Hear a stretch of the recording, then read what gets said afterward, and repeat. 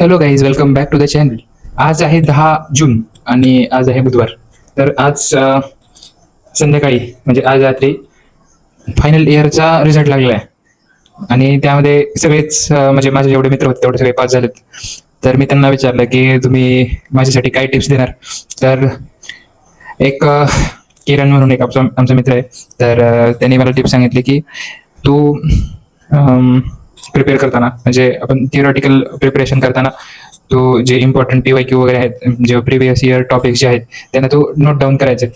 तर ते एक चांगली मला टिप वाटली, कारण की माझी पण तीच ऍक्च्युअल मेथड आहे की जर मी एखादी गोष्ट जर लिहून काढली तर ती माझ्या ध्यानात राहते, म्हणजे ती लॉंग टर्म पर्यंत माझी ती लक्षात राहते आणि व्यवस्थित त्यांना रिवाईज करायचं. तर तो बोलला की असं ही पद्धत तू इम्प्लिमेंट कर तर चांगलं हे होईल, बेनिफिट होईल.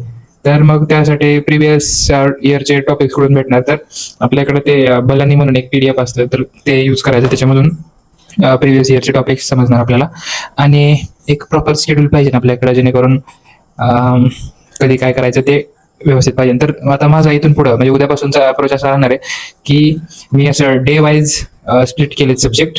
मेजरली आपल्याला फक्त 4 सब्जेक्ट टॅकल करणार आहे मी आता सध्या थिओरिटिकल प्रिपरेशनसाठी. पीड्स, OBGY, सर्जरी आणि मेडिसिन, हे 4 मेजर टॉपिक्स मी कव्हर करणार आहे याच्यामध्ये.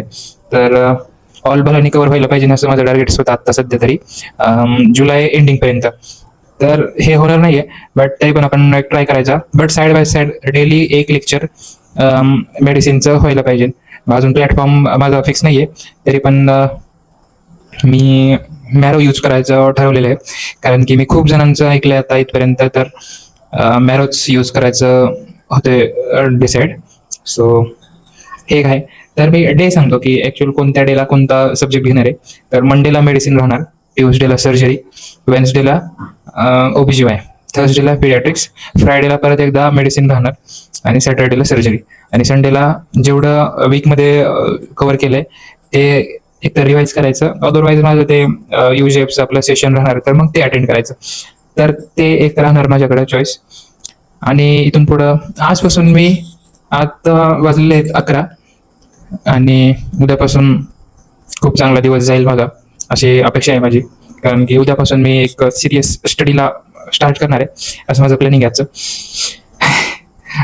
आणि आज ऍक्च्युअल मध्ये मला क्लिनिकल स्किल शिकायची खूप गरज आहे असं मला वाटते, कारण की मी जेव्हा ऑप्टम पोस्टिंग मध्ये होतो आज OPD मध्ये, तर ऍक्च्युअल मध्ये मला काय करायचं तेच कळत नव्हतं तिकडं.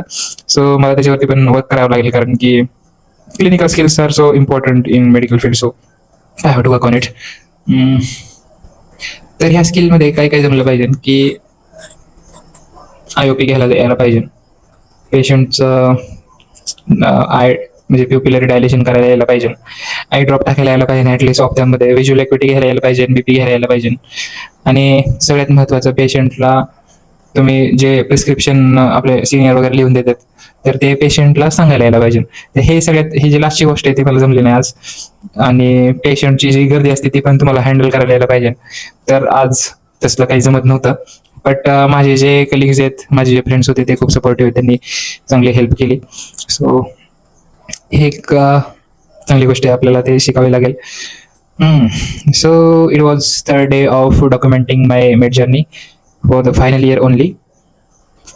So that's all. Thanks for watching. We will catch you in the next one. I hope tomorrow we are going to do, I am going to do pediatrics. So tomorrow I will do major points in pediatrics.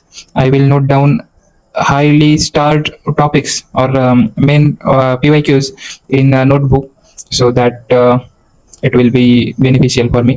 आणि main target आपलं असं आहे, कारण की मी प्रत्येक वर्षी जे युनिव्हर्सिटीची exam आहे त्याच्यामध्ये काही ना काहीतरी असं फेकून येत होतं, असं प्रॉपर प्रिसाईज कधीच लिहिलं नाही. पण इथून पुढं हे एक ट्रायल असणार किंवा माझ्याकडून हा अप्रोच राहणार की मी हायली व्हॅल्युएबल कॉन्टेंट मी पेपरमध्ये डिलिव्हर करून येणार. असंच काही पण फालतू काही पण लिहून येणार नाही. आपण व्यवस्थित प्रॉपर कॉन्टेंट आपण पेपरमध्ये लिहून येणार आहे, हे आपलं टार्गेट आहे. कारण की असं फायनल इयरला जमणार नाही. So that's all. Thanks for watching. We will catch you in the next one.